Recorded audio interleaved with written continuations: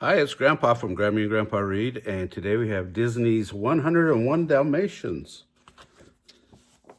You guys know about the Dalmatian puppies? I bet you do. Hello, my name is Pongo, and I'm a Dalmatian. That's a stylish dog with spots. I live in London with my master, Roger. He's a clever fellow who writes songs all day long. That gets rather dull after a while, but at least we take a walk in the park every day.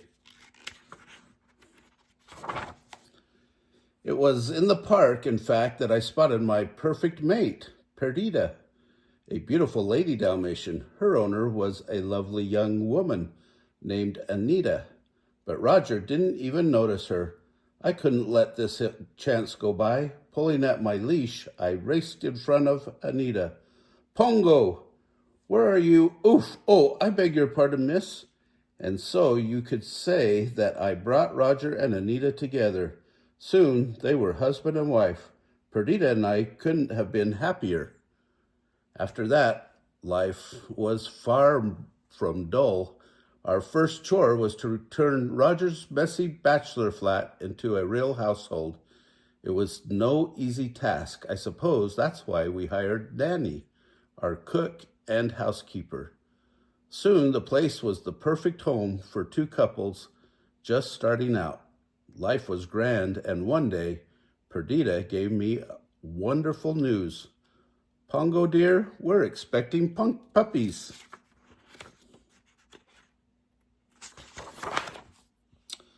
Finally, the big day arrived. Nanny was so excited. Mr. Mrs., the little ones are here. We rushed into the kitchen. There sat my proud Perdita with 15 adorable puppies. Roger and I danced around the room. Pongo, old boy, congratulations. Then a harsh knocking cut our celebration short. Nanny opened the door, and there stood Anita's old classmate, Cruella de Vil. Perdita trembled. Oh, Pongo, it's that evil woman. Cruella swept into the kitchen, wrapped in expensive furs. Anita, darling, I heard you were expecting Dalmatian puppies. I'll buy every single one of them. But then Cruella caught sight of our puppies. Ugh, they're mongrels, Anita, no spots. No, Cruella, Dalmatians are born white. They'll get their spots in a few weeks. Oh, then I'll take them all. Roger saw Perdita's frightened look. No, we're not selling the puppies. You won't get a single one. Cruella sneered. All right, keep the little beasts, but you'll be sorry.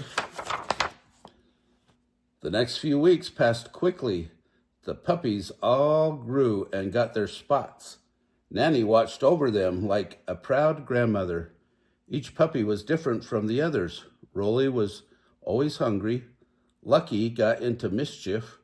Penny and Patch were never apart, but they all loved to watch television. Their favorite program was Thunderbolt, the Wonder Dog.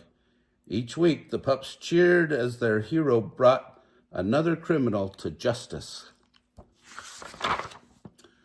One winter evening, Anita, Roger, Perdita, and I went for a walk in the park. The puppies were left at home under the watchful eye of Nanny. While we were gone, two suspicious-looking men knocked at the door. Excuse me, madam. We are here to read the electric meter. Oh, no, you're not. No, you can't come in here. But the two pushed their way into the house, locked the nanny in the attic, and stole all the puppies. No one, not even the police, could solve the case. Purdy and I were beside ourselves with grief. I'm afraid it's up to us now. We'll use the twilight bark to alert all the dogs in London and in the villages nearby. My message passed from dog to dog, over the city and through the towns.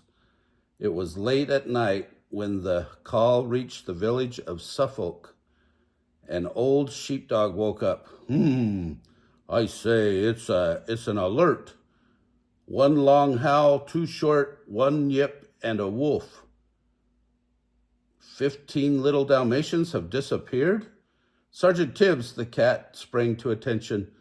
Colonel, sir, 2 nights past I heard puppies barking in at the old DeVille mansion. Well then, you'd better get some scouting on the double, Tibbs. Right-o, sir. Sergeant Tibbs approached the crumbling mansion. Cautiously, he peeked through the dusty window. I was right, Dalmatian puppies, but there are more than 15. Actually, there were 99 puppies, plus the 2 crooks, Horace and Jasper, and 1 Cruella DeVille. Finish it tonight. I don't care how you get rid of them. I want my spotted coat by morning. Do you hear? Sergeant Tibbs raced back to report to the colonel, who sped the message to us in London. Purdy, they have found the puppies at the old DeVille mansion in Suffolk. But it's so far, Pongo, and it's beginning to snow. We must leave right now.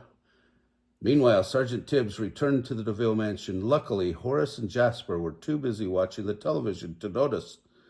Psst, puppies, come with me. If you want to save your skins, one by one, the puppies crept through a hole in the wall. Tibbs was boosting the last pups out when the crook spotted them. They're getting away, Horace. At that moment, Perdita and I burst into the house, snarling and snapping. We kept Horace and Jasper busy while the pups escaped into the night. We all headed to the colonel's old barn, where Purdy stared at the dozens of extra puppies. Why would Cruella want so many, Sergeant Tibbs? She was going to make coats out of them, ma'am. She's a devil, a witch. Oh, Pongo, what will we do? We have to get all the puppies back to London somehow. Tibbs cocked an ear. Colonel, sir, there's a truck heading this way. Horace and Jasper are following our tracks. We'll hold them off to the bitter end, Sergeant. Pongo, you'd better head out the back way. Horace and Jasper stepped right into the colonel's trap. As the old sheepdog kept them at bay, Captain, the horse took aim and kicked both the crooks right through the barn wall. Horace and Jasper limped back to the mansion, where they found Cruella waiting for them. You fools! Get in that truck and find those puppies. Meanwhile, we struggled across the snowy countryside looking for shelter. A friendly Cocker Spaniel put us up in a warm dairy barn, but we weren't safe yet. We heard the crooks' truck driving by. Perdita was worried. They're looking for us, Pongo. I don't know how we're going to slip past them. Happily fed, the puppies began to play in a pile of coal. Perdita gasped, Why, Pongo, they're all black. Purdy, what a great idea. We'll all roll in the dust and disguise ourselves. Cruella won't recognize us. Meanwhile, the Cocker Spaniel found us a ride home to London in a moving van. Purdy and I were loading the puppies into the van when Cruella drove by.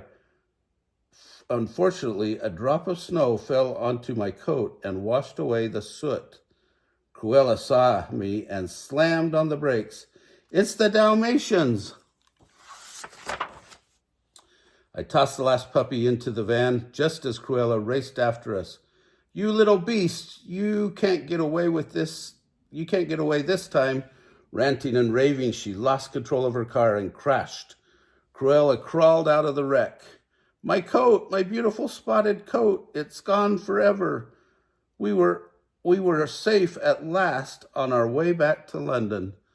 That evening, Roger heard a scratch at the door. Anita, come here, the puppies are back. Oh, Roger, how wonderful. But there are so many. What will we do with them all?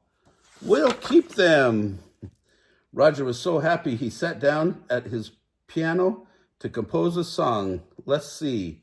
99 puppies, add Pongo and Perdita, and that makes 101 Dalmatians. Just think, Anita, we'll buy a big place in the country and start a Dalmatian plantation. And that's exactly what we did. Oh, that's a good one. Isn't that fun to have Dalmatians? Well, I had one once. If you like this story, subscribe to our channel, smash the like button down below also, and watch the playlist for Disney and the playlist for dogs.